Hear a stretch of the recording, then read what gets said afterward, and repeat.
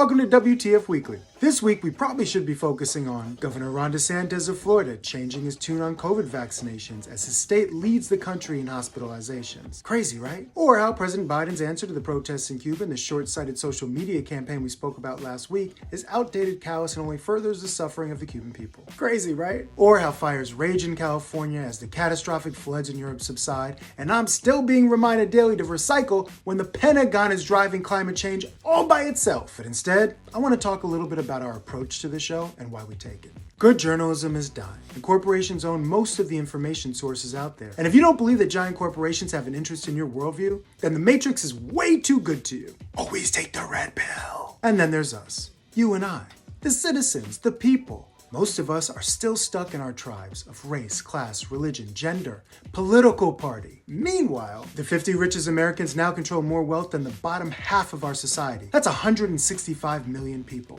63% of Americans live paycheck to paycheck, while billionaire wealth increased by 60% since the pandemic began. Jeff Bezos alone could give every employee at Amazon a $100,000 bonus and still be wealthier than before COVID started. So of course, instead he went to space, in the most obviously overcompensating for lack of male virility in history-shaped rocket. Look, this is America, where the wealth of the nation has become more concentrated in the hands of those who already have wealth and power. But how can we change any of this when we can't even decide if all citizens deserve the right to vote?